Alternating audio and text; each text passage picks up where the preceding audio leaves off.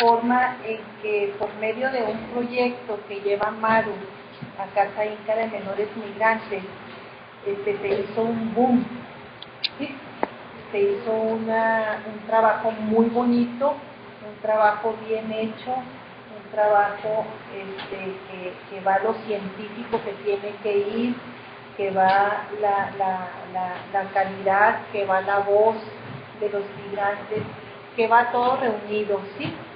Entonces, lo único que me resta decirles es que yo les doy las gracias, y no nomás a Mari, porque he trabajado varios proyectos con Mari, y nos ha dado unos resultados excelentes en cuestión de que los niños mejoran, ¿verdad? Mejoran porque no lo digo yo, me lo dicen las madres de familia, mejoran en cuanto a su proyecto de vida, ¿sí? Y también las gracias a Michelle, porque Michelle nos dejó, inclusive nos dejó plasmado ahí en el centro, en el primer centro de lo que era Casa Inca, nos dejó plasmado ahí un mural hermoso, y ahora está con la deuda de ir a nuestro nuevo edificio, por cierto, muy bonito, es un edificio muy bonito, muy moderno, y que pronto vamos a tener. Desgraciadamente yo no quisiera, pero vamos a tener muchos menores, otra vez menores migrantes. Pero bueno, si me permiten, nada más para que sepan desglosar un poquito, a lo mejor me estoy saliendo pero por medio nada más de un cuento se hizo un trabajo extraordinario aquí con Maru. La historia es una historia de uno de los menores, y esa historia pues es de todos los menores que hay, de todos los niños y niñas migrantes repatriados, ¿sí? Entonces les quiero leer, si me permiten, así leído para que sea en un par de minutos. Dice la historia del cuento No vendan mi torito. Es la historia de un joven migrante repatriado de tan solo 17 años, originario de Chiapas, que llegó a Casa Inca y estuvo durante varios días. Compartió su experiencia con otros niños, niñas y jóvenes. El menor vivía con su familia en un ranchito. En este lugar tenía su parcela donde toda la familia participaba en la siembra de maíz, frijol y algunas verduras. Tenía también algunos animalitos, había uno en especial a quien él llamaba mi torito. Ahorita van a saber por qué. Y comentaba que lo extrañaba mucho. El joven que quería cruzar la frontera era para reunir dinero y poder casarse. Ustedes sabrán que por las áreas rurales, bueno, pues los menores se casan a muy temprana edad, bueno, ya no rural, ya urbano, rural y todo, ¿verdad? Entonces él quería cruzar precisamente para poder casarse, juntar dinero. Era necesario encontrar la forma de enviarlo de regreso, porque el objetivo de nosotros, bueno, es ayudarlo en todo lo que se pueda, pero el principal objetivo es ubicarlo de nuevo con su familia para que no se vaya a perder, ¿verdad? Y perder no me refiero a perderse aquí en una calle, sino a perderse por la situación tan difícil que estamos viviendo aquí en nuestra ciudad. De antemano sabíamos que iba a ser difícil. Afortunadamente encontramos a la familia, hablamos con su papá, entonces le solicitamos que era necesario que le comprara su boleto de regreso al joven. El padre solicitó que le permitiéramos charlar con su hijo, a quien de inmediato le pusimos la bocina al teléfono. Al platicar el joven con su papá, lo puso muy contento, pero de pronto se escuchó el llanto del joven y con voz entrecortada le decía a su papá: no, papá, no vendas mi torito, por favor, no vendas mi torito. Fue esta la frase de no vendas mi torito donde nace esta bella pero muy triste historia, pero también la tristeza de observar al joven tan desolado, sin la familia y triste por su animalito que había dejado tan lejos, donde surge la historia de un cuento, donde se plasmara la experiencia de más de 100 niños, niñas y jóvenes que vivieron una migración solos y que nos enseñan a través de sus pinturas, de su compañía, de su sufrimiento por la separación de su familia y de lo que les pertenece. su terruño y sus animalitos, que es lo único que tenían y que les pertenecía. Este cuento tiene como el objetivo primordial un espacio donde el niño y la niña plasmen todas sus experiencias, sus emociones e ilusiones, y se reconozca que existe un problema donde estos niños, niñas y jóvenes están participando y se les ha negado la oportunidad de desarrollarse como un niño o niña en un ambiente sano, con una oportunidad de vivir una vida mejor. Y entonces se hace el cuento, se plasma por medio del arte, por medio de todo esto que están manejando ustedes tres.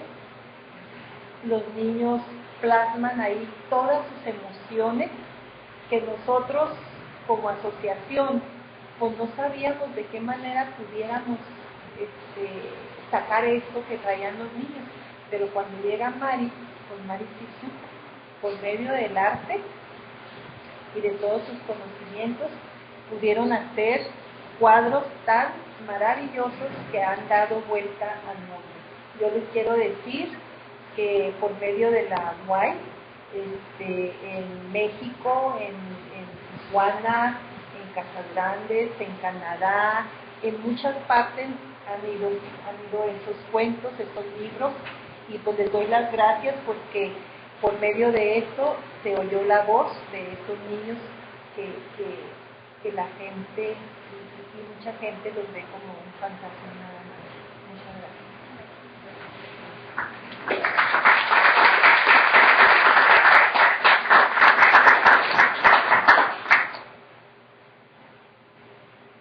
Buenas tardes, gracias por acompañarnos y gracias por permitirle Débora, Sergio y ustedes que son las compañeras de batalla, ¿no?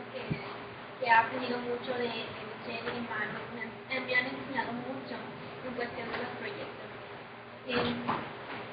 Mi tema, que es un tema que me ha cruzado a lo largo de la vida, es el tema de la ceguera. Y yo encuentro muchas coincidencias con Michelle, con Maru, al trabajar los proyectos. Y una de ellas es cuando me acerqué al centro de la Escuela para Ciegos de Israel, que fue la única opción que yo encontré dentro del mapa de la ciudad para trabajar con ciegos. Primero tenía que ser porque en ese momento yo era estudiante de arte, ¿no? Era mi primer año en la licenciatura en artes visuales, y justo fue el año en el que yo empecé a tener problemas serios de visión. Iba a tener una cirugía de catarata, tuve a tener un desprendimiento de retina, y en ese momento el mundo se me caía, ¿no? Aparte porque decía que cómo es que iba a trabajar con la demás, porque ahora en adelante, como no iba a dejar la escuela, ¿no? Y empiezo a buscar este lugar porque decía, si esto llega a pasar, que es mi realidad, pues debo de tener estos lugares a los cuales yo poder asistir, debo de haber una opción para trabajar con arte y una opción para yo aprender, ¿no? Y encuentro este centro y llego yo con un proyecto de querer trabajar con niños ciegos, entender cuál es como esta idea que ellos tienen de ceguera, para poder ver mi futuro, ¿no? En un dado caso, ¿no? Y llego a la escuela y lo primero me recibe muy bien la directora, la maestra Blanca, y la mami, que es una de las directoras que ahorita ya no está, ella ya falleció, pero me aceptaron dentro del grupo, pero no me aceptaron dentro del taller de arte, no me aceptaron como maestra de matemáticas. Era la única vacante que había. Y yo tenía que aceptar, porque en realidad yo quería entrar, ¿no? Y mi primer semestre fue ese, dar clases de matemáticas con ciegos, que fue un aprendizaje muy significativo, ¿no? Porque cómo enseñar las matemáticas, cómo enseñar los números. Y en realidad creo que la directora y la maestra Blanca me estaban preparando en el lenguaje, ¿no? Porque yo tenía muchos prejuicios con los ciegos, El primer prejuicio tenía sentido en el aspecto de no mencionar la palabra ver con el grupo. Yo sentía que iba a lastimar los que iban a decirles, hoy vamos a ver este ejercicio. Entonces yo decía, ¿cómo que omitir la palabra ver, la palabra observar, la palabra mirar? Yo trataba de no hacerlo, hasta que los mismos niños me enseñaron a que era un lenguaje símbolo, ¿no? Que ellos también lo utilizaban de ayer miré la academia, o ayer miré las elecciones, o ayer miré esta discusión política que hubo. De hecho, escuchaban mucho la televisión, miraban mucho la televisión, y entonces me hizo clic que era un solo lenguaje, ¿no? Que el lenguaje como lo usamos nosotros para señalar que vimos algo, como si vivimos algo, ellos también lo utilizaban de esa manera, ¿no? Y cuando ya inicia el taller de pintura, que fue en el 2005, en agosto del 2005, pues ahí cae otro prejuicio que yo traía, que la ceguera era una abstracción total, ¿no? Que no había una imagen tan definida como lo hacemos, como nosotros con una visión retinal. Entonces, yo les di como primer ejercicio poder que me hicieran en plastilina unas esculturas, ¿no?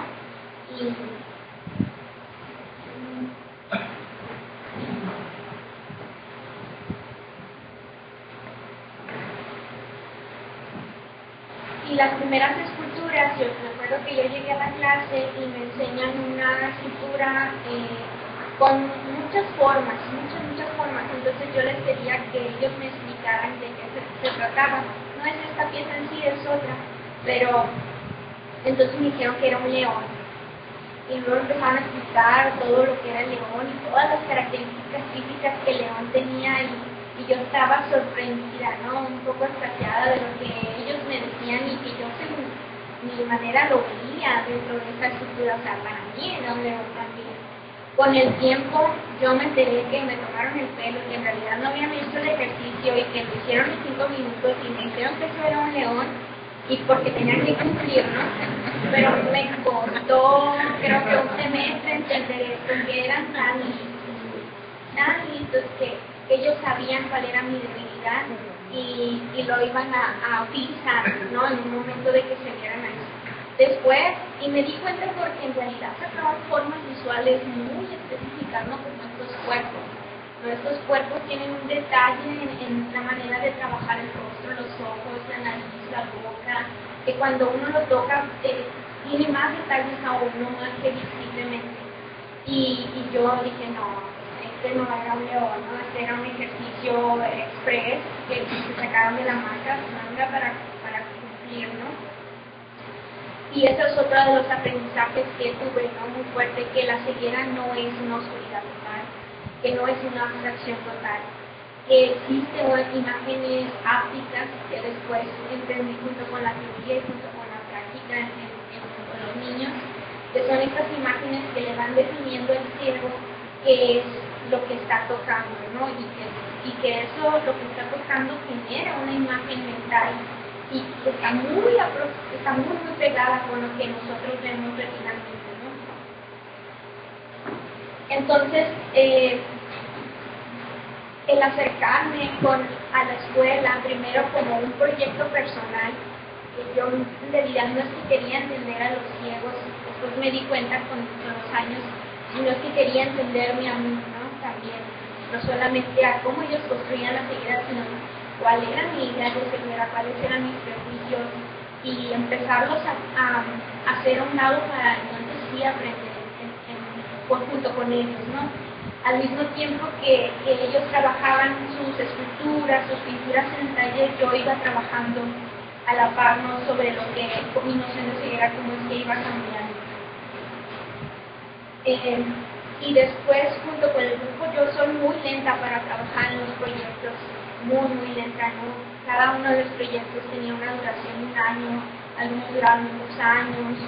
El primer proyecto que inicié se llamaba Mauro Ceguera, que era pintura, esculturas. Después Dibujando la Luz, que es el proyecto de las fotografías, que en realidad ese proyecto fue uno de los proyectos que más me rompió esquemas, ¿no? de Dibujando con Luz, porque ese proyecto surge de los niños. Una vez que yo llevaba pintura y escultura, que era una especialidad que yo estaba trabajando en la licenciatura, era mi campo de confort, ellos me piden que cambie a la fotografía, que les dé fotografía.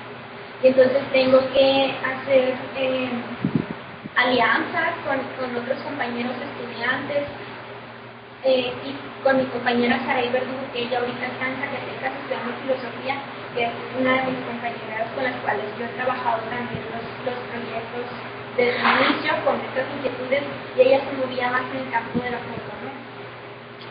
En este aspecto de la fotografía, yo tenía mis dudas, era cómo describirle en un papel que no es tan tangible como la escultura, o como pudiera llegar a ser la pintura, en el aspecto de que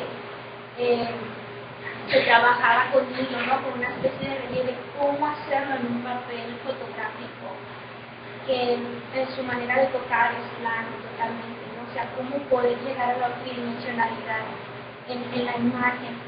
Y en realidad lo que pasó ahí es que la tridimensionalidad de la imagen estaba en la mente, ¿no? O sea, los ciegos construían la imagen de lo que veían, pero aquí la acción era cómo bajarlo.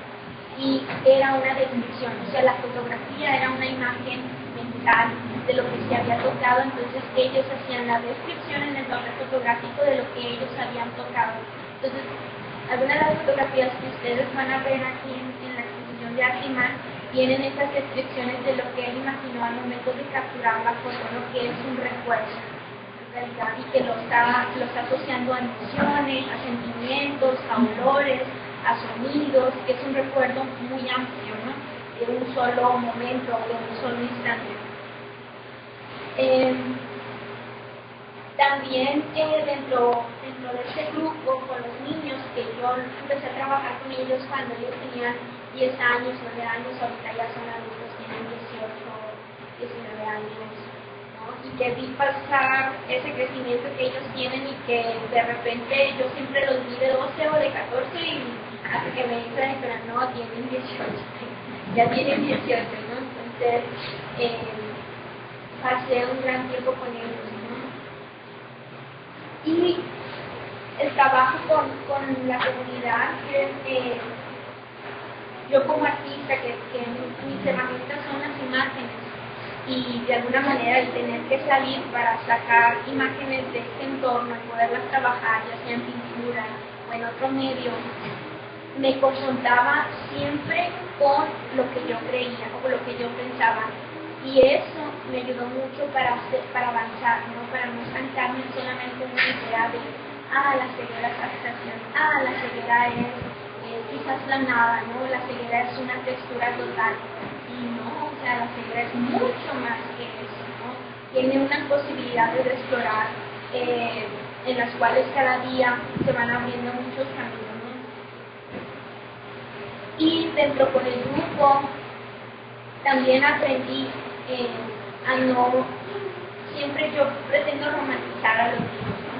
A romantizar de que tienen muchas posibilidades, de que pueden hacer mucho, cuando en realidad creo que el romantizarlos también va a generarles un prejuicio, ¿no? O sea, era como la idea de romantizar la idea de León, ¿no? No era esa función, era la función de ser hábil en un momento y sacar lo que se les había pedido, ¿no? Entonces, la escuela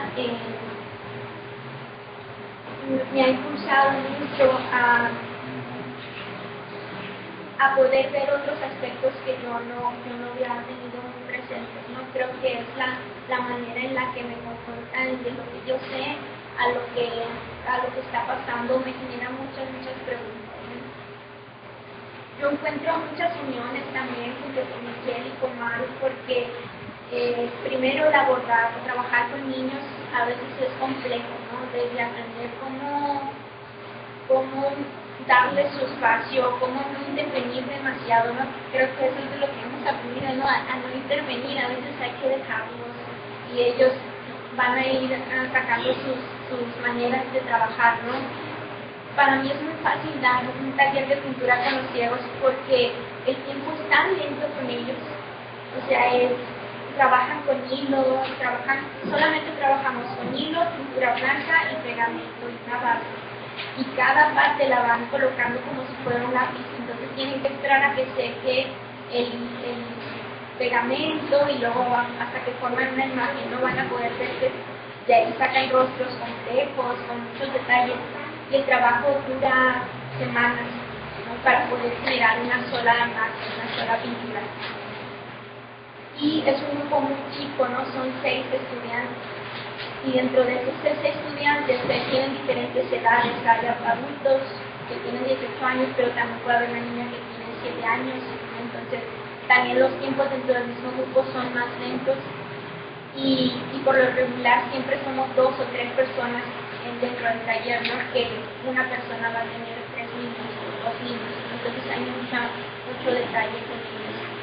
Y quizás también ese es un reflejo a mi manera de trabajar en los proyectos, ¿no? Que soy tardada en eso, ¿no? O sea, yo sé que los tiempos con ellos van a ser distintos a quizás cuando trabajo con niños muy dinámicos, niños visuales. Yo me acuerdo cuando me acerqué con Leti que me dijo que íbamos a tener 40 niños en un taller, y a mí sí me dio mucho miedo trabajar con 40 porque yo siempre trabajo con 6 y luego con muy lentos en cada trabajo, y los niños terminan un trabajo en 20 minutos, ¿no? Entonces, la diferencia, pero también creo que las diferencias que tienen los potenciales en cada uno es que los niños ciegos trabajan lentos, pero porque van a detallar la imagen, y los niños visuales trabajan muy rápido, pero quizás para poder detallar la imagen, entonces hay que bajar el ritmo, ¿no? A empezar a trabajar que los tiempos pueden ir más tranquilos, ¿no? Pueden detallar, pueden trabajar con todo, pueden trabajar otros aspectos, ¿no?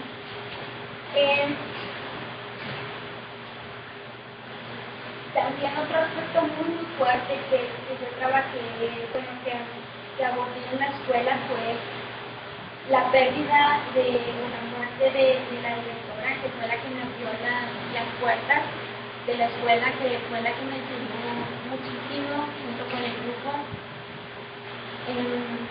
Fue creo que uno de los momentos que me aterrizó, ¿no? O sea, es decir, los ciegos tienen una presencia en la ciudad, pero a veces las personas que trabajan con ellos muy arduamente pues no van a permanecer toda la vida, ¿no? Entonces hay que dejar estas bases para que las otras personas puedan continuar, otras personas que puedan seguir, y eso me lleva a formalizar a lo mejor lo único que yo puedo hacer como ciudadana es formalizar estos vínculos entre el arte y el centro, pero también a entablar a lo mejor lo que yo sé hacer, que es trabajar con arte y proyectarlo en otras áreas, o escribir, ¿no? También sobre eso, ¿no? Dejar como algo cuando nosotros ya no estemos, ¿no? Y ya probablemente siempre detrás de uno viene algo, o lo que nosotros hacemos alguien lo va a ver y lo va a trabajar bien.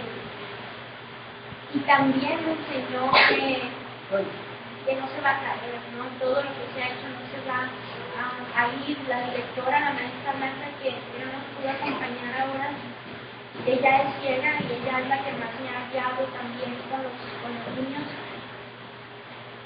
Yo pensé que cuando falleció la directora ella iba a cerrar el centro, y fue un momento muy tenso para mí, pero ella me dijo María, es que si yo cierro este centro, ¿a dónde van ellos? ¿No? ¿A dónde van estos ciegos? ¿A dónde? ¿No? Sí hay centros, pero dejo muchas cosas, ¿no? Dejaría muchas cosas, dejaría muchas personas, y el centro ahora sigue, ¿no? Y esperemos que siga en aumento en la ciudad. Hay cerca de 3.000 ciegos, y en ese centro solamente asisten 6. Y yo he entendido que esto es un problema de movilidad más que económico, porque en ese centro no se cobra una cantidad, ¿no? Muy grande. El factor principal de los ciegos es poderse trasladar de su casa al centro. Y entonces en la ciudad, toda esta infraestructura urbana, todas estas dimensiones espaciales que existen, que es donde se empieza, hay que empezar a trabajar por ahí, ¿no? Por el acceso de movilidad y por el acceso espacial, a que tengan una autonomía, porque los ciegos, por ejemplo, en la imagen son autónomos. Ellos dictan qué hacer, qué imagen hacer. Igual en el espacio, ¿no? Pueden ser autónomos, ellos saben a dónde ir, no se pierden, aún así con la infraestructura que hay, tienen mapas mentales que se llevan de su casa a la escuela, de la escuela a la casa, a la tienda. Entonces, en lo que está esa autonomía también, en cómo irlos vinculando. Y en realidad, bueno, no quisiera hablar mucho de las piezas que he trabajado con ellos, que hemos trabajado juntos porque pues están aquí en físico y de ahí pues el verlas, creo que las cosas hablan por sí solas, a veces no, hablan mucho más.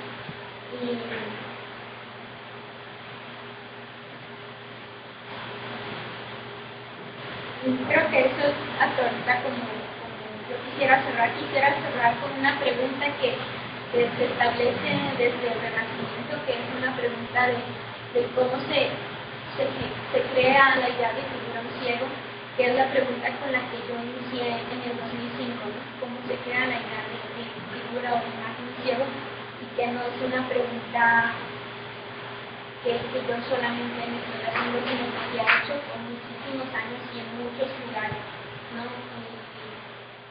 Y creo que en estas imágenes podemos ver cómo es que se puede llegar a generar, o qué idea de figura se puede llegar a generar, una idea muy visual de figura que ellos tienen. Gracias.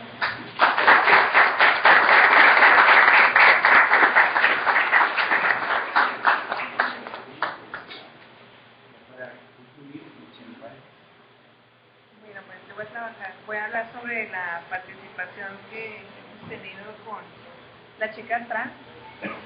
Y esta empezó en el 2009 y hablaré ahorita de algunos aspectos de lo que tenemos aquí en exhibición, que es un taller de pintura y dibujo que tuvimos con las chicas trans en el 2011. Pero yo lo quiero empezar sin hablar de la reciprocidad y la complicidad en la que se ha gestado toda esta participación con las chicas. O sea, yo creo que esas dos palabras, y lo comparto así con las dos, así con miradas de, ¿verdad que sí? Porque la verdad, sí han sido esas las dos palabras claves. Si no hay esas dos no podrían estar aisladas o no presentarlas yo. Como mencionaba, no voy a irme tan a toda la historia por cuestión de tiempo, pero sí decirle a las dos compañeras que se tienen que hablar sus 6 minutos. Débora, tenemos que hablar. Y lo importante que ha sido esto, yo tengo que confesar que, bueno, que no me conocen mucho, siempre estoy trabajando cosas al mismo tiempo. Soy muy inquieta como artista visual, ya estoy en una formación dentro de una maestría, me enfrentaba yo a procesos de creación, como el de muchas ramas. Entonces, una cosa me ha llevado a otra, una cosa nos ha llevado a otras en común. Y la primera fue la inquietud de que en un momento dado, pues yo no había visto una exhibición de arte que tuviera que ver con la diversidad. En este caso, las dos palabras que yo conocía en ese entonces eran nada más travesti y transexual. Era lo único que yo sabía. Y fue el tema con el que yo hice la primera propuesta, pero siguió luego otra pregunta. ¿Y qué son las trans? A partir de navegar en internet y todo eso, empecé yo a encontrar estos conceptos.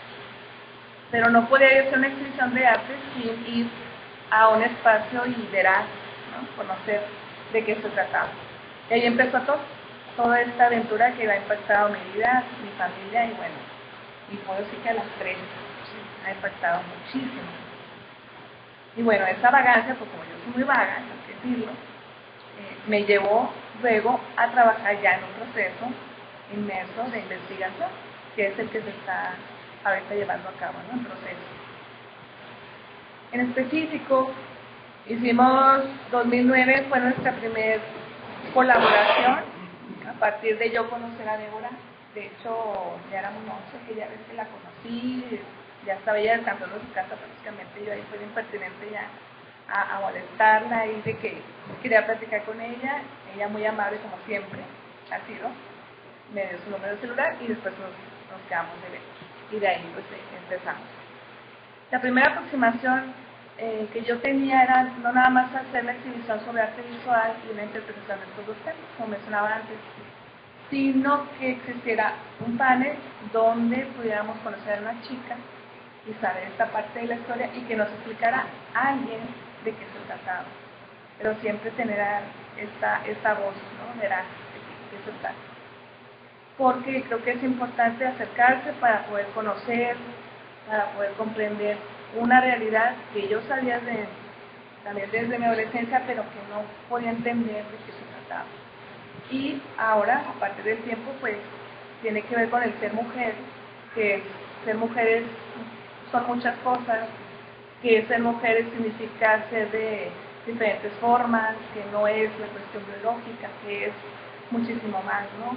Entonces, ahorita con esta presentación en exposición, la primera vez que se muestran estas piezas de un taller que logramos en el 2009, y aquí podrán ver 3 espacios de pinturas. Una son en pequeño formato, en mediano formato y las siluetas.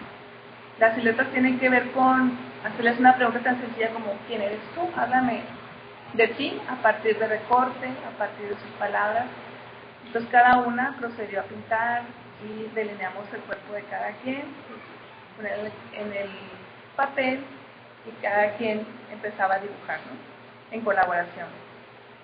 Toda esta aventura, experiencia de 3 meses de taller, nos llevó en parte a acercarnos a una institución de aquí del municipio, que fue el Centro Municipal de las Artes, y ese fue el primer vínculo.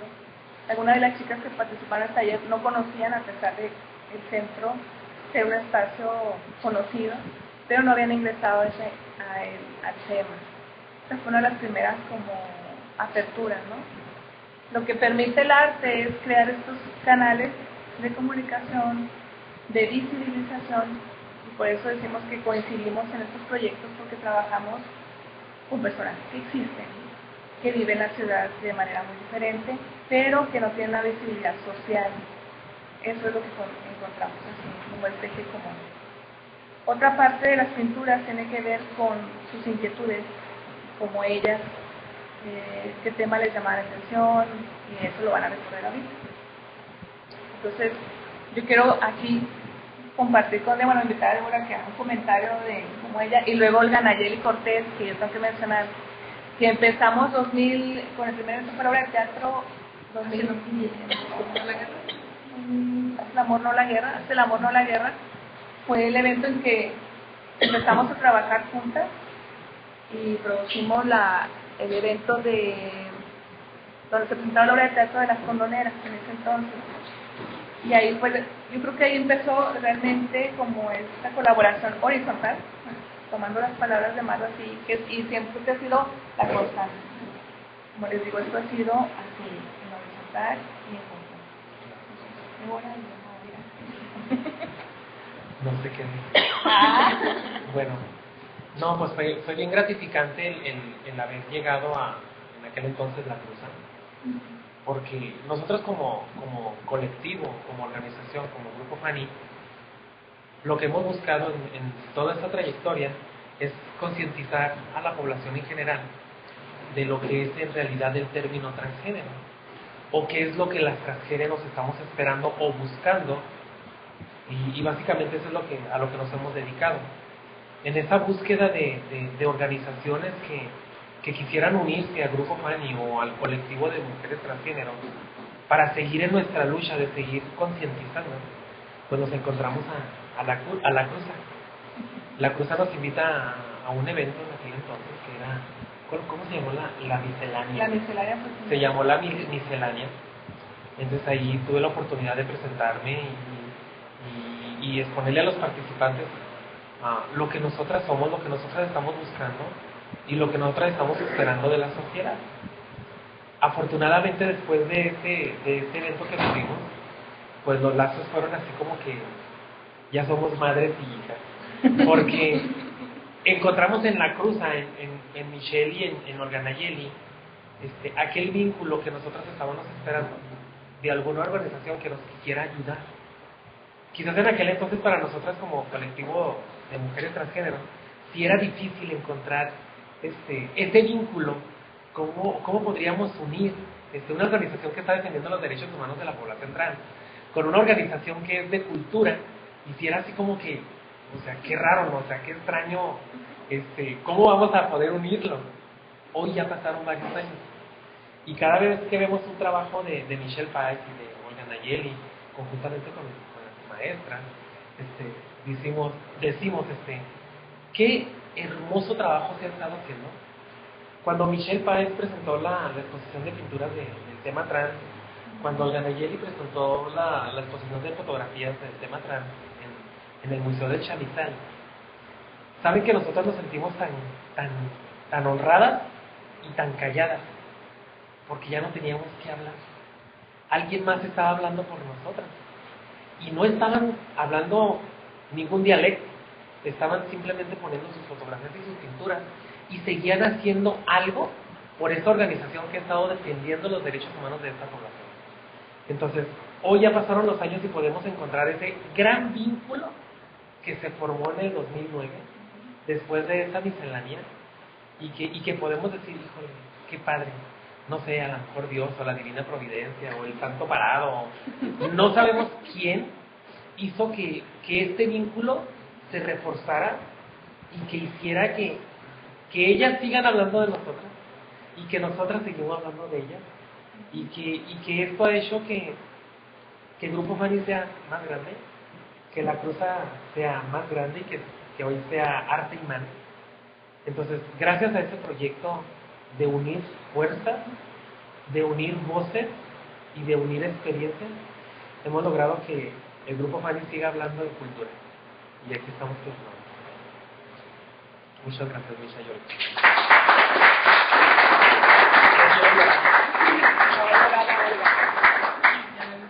Ya sé. Yo en realidad no recuerdo cómo es que me integro al proyecto. De momento yo solo recuerdo que ya estaba ahí. Y hace como 15 días, un poquito más o menos, Michelle y yo platicábamos sobre que apenas comenzábamos a resolver preguntas que eran sumamente importantes para nosotras, y era básicamente el por qué o la razón de por qué estábamos tan involucradas con ellas y por qué habíamos llegado hacia ellas. Y para no hacer el cuento largo, nos damos cuenta que más allá del ser femenino encontramos con ellas muchos esquemas en común, y hemos ido como descubriendo que nuestro interés no es el que pensábamos cada vez que escalamos un escalón de la mano con ellas.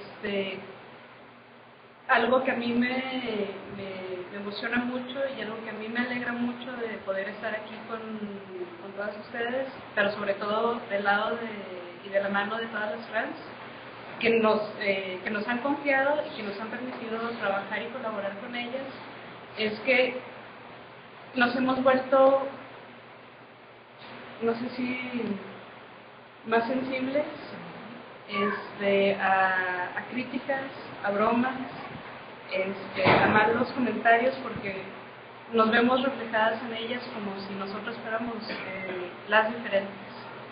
Nunca nos hemos sentido, nunca las hemos percibido como alguien con quien trabajar, sino como si ellas tuvieran que enseñarnos a nosotras quiénes somos y por qué estamos ahí con ellas.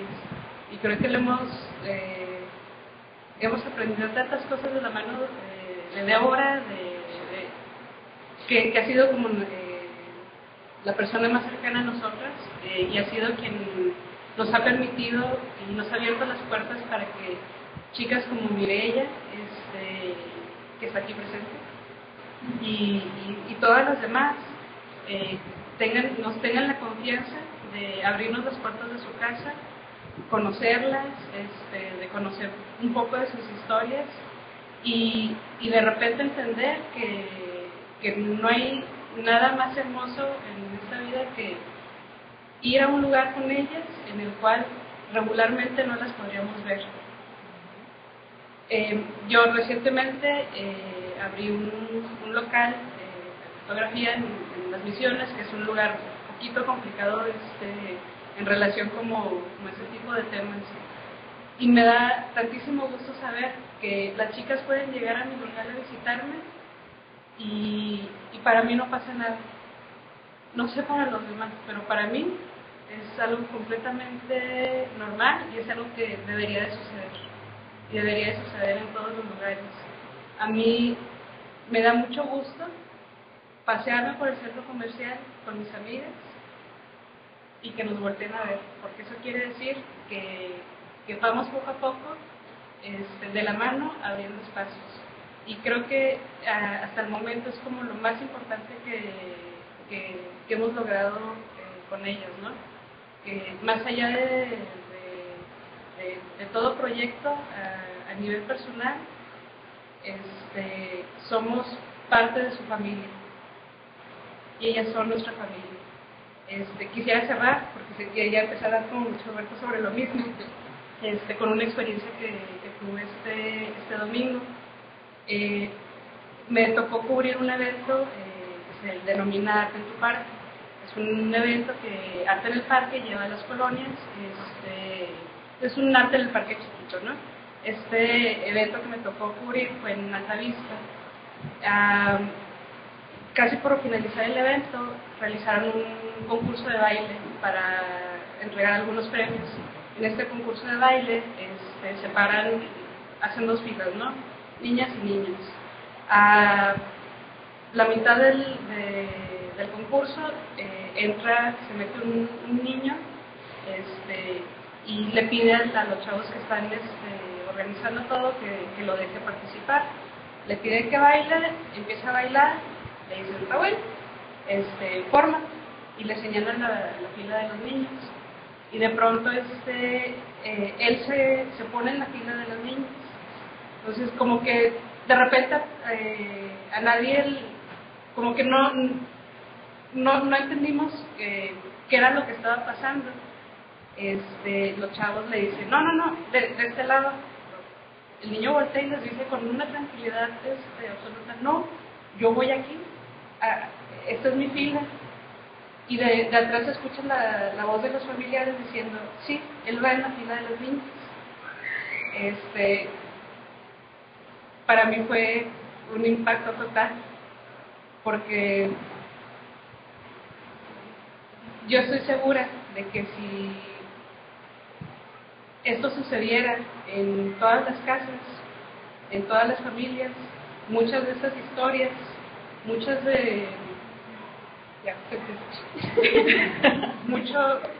todo lo que nos han platicado y todo lo que han vivido sería muy distinto. Y me dio tantísimo gusto saber que a lo mejor no somos las únicas que estamos haciendo algo, pero esperamos que lo poco o mucho que estamos haciendo nosotros ayude para que poco a poco podamos ver esas reacciones más seguidas, que cada vez sean más apoyadas y que además la sociedad que las rodea reaccione como lo hizo la colonia entera, porque no hubo una sola persona que se burlara, que se riera, ni que hiciera comentario desagradable. Creo que se burlaron más de los niños que bailaban y las niñas que bailaban chistoso, pero jamás hubo un comentario o una burla hacia él, y esa es la cosa. Gracias.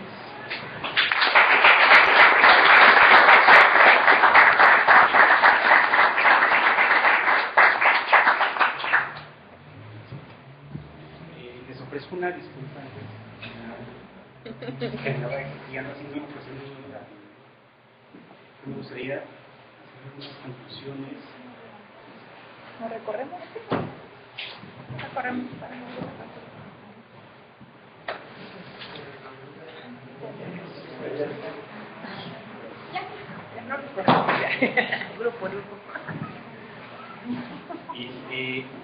Traté de relacionar los tres temas creo que lo importante es el por qué estamos aquí. Y creo que el por qué estamos aquí parte de por qué cada quien elige un tema de investigación o de práctica, ¿no? En singular. Y los tres temas tienen que ver con una ciudadanía. Somos ciudadanos. Vivimos en una ciudad, pertenecemos a una ciudad. Y yo le llamaría la otra ciudadanía con estos tres temas. Una ciudadanía líquida, como esta modernidad líquida que habla Simón Bauman. ¿Qué ciudadanía estamos forjando en este territorio? Son tres temas. Y son tres temas que parten de un imaginario social. Los niños deportados, desplazados o autónomos.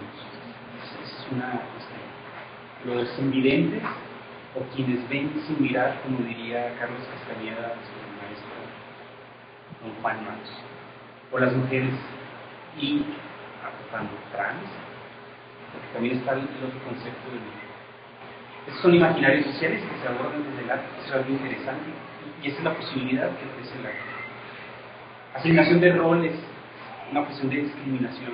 Los niños desplazados o deportados, los ciegos, los invidentes, las mujeres trans, siempre una asignación de roles. Podríamos entender, ¿es una vulnerabilidad? ¿Son los grupos vulnerables que tiene la ciudad? ¿O son estos grupos que tienen la capacidad de resistir el día a día rural? Son estos grupos, estos pequeños grupos que hacen comunidad, estos grupos que generan estas tribus urbanas, ahora les llamamos, ¿no? Que son núcleos condensados, unidos, solidarios, y que hacen que la ciudad sea ciudad. Con respecto a los niños migrantes, ¿quiénes son? ¿Qué beneficios otorgan a la comunidad? ¿Qué posibilidad me da para esta búsqueda del sujeto? Y surge algo importante en este yo. Son parte de esta modernidad líquida o se resisten a ella. ¿Por qué en Ciudad Juárez? ¿Por qué ellos? Por ahí hay una frase de un personaje, Agnes Heller, que dice: mi casa es donde están mis gatos. Los niños desplazados, ¿cuál es su casa? Las personas invidentes o personas con ojos en la piel, se considera llamar así, ¿qué sueñan? ¿Qué ven? ¿Qué comunican? ¿Por qué los ojos? ¿Por qué la piel? ¿Por qué ellos? Muchos pueden mirar, pero los hombres del conocimiento ven, dijo don Juan a Carlos Castañeda. Sobre las mujeres, ¿quiénes son? Mujeres trans. ¿Qué es ser mujer? Madre soltera, maltratada, discriminada, trans. ¿Por qué no hablar? Mencionaba el lugar. ¿Por qué la cruza en este contexto? Cruzarla por algo nuevo en la ciudad. ¿Por qué ellas se mujeres? ¿Por qué ellas se mujeres? Ese es Simón de Beauvoir. La humanidad es un macho y el hombre define a la mujer no en sí misma, sino en relación a ella. La pregunta es, ¿por qué yo? Es una pregunta que todos podemos hacer. ¿Por qué yo estoy aquí? ¿Por qué ustedes públicos están ahí? ¿Por qué ustedes expositos? ¿Por qué yo, ciudadano? ¿Ciudadano o planetario? ¿Soy actor social? ¿Soy un artista? ¿Soy un sujeto sujetado, diría Michel? Eso es lo más importante que yo rescaté de esta conversación, de este diálogo, de estas experiencias. Finalmente, cabe la pena preguntarnos quién somos. Y lo hemos visto que a través de la historia, grandes filósofos han hecho la pregunta de dónde vengo, quién soy, dónde voy. Y no se ha tenido esta capacidad de responder en quién soy. Creo que con esta experiencia cada uno se puede decir, bueno, si no me dicen quién soy, sí puedo definir quién soy. Es una experiencia impresionante porque nos muestran cómo estos grupos vulnerables definen quiénes son. Y a su vez nos hacen ver quiénes somos. Y nos hacen ver quiénes somos en este momento que vive Ciudad Juárez, un momento de soledad, un momento de incertidumbre. Es el momento de esta recuperación del sujeto. Y creo que todos, incluso yo estando aquí, cada quien, Eugenia, Michelle, María, yo sé que estamos en esta pregunta: ¿quién soy? ¿Qué soy yo? Y esta recuperación del sujeto. Y lo más importante no es el quién soy yo o el yo, sino es el yo, el tú, el nosotros, que hacemos una ciudadanía. Una ciudadanía que dicen algunos, la ciudadanía civil en tres etapas, civil, social, política, pero falta la cultural, esta ciudadanía del arte, esta ciudadanía del arte. Son las reflexiones que pude recoger de esta conversación. Yo agradezco, sinceramente agradezco por esta oportunidad de escuchar, de sensibilizar en el tema de la ciudad. En una clase, un estudiante una vez preguntó, ¿alguien sabe qué soy un ciego? Y eso fue una pregunta de hace 10 años, que aún la recuerdo, y que aunque en este momento se me pudo responder. Agradezco a ustedes por esta oportunidad y de expresar estas pequeñas conclusiones o ideas generales sobre la convención, y les pido un aplauso a las tres.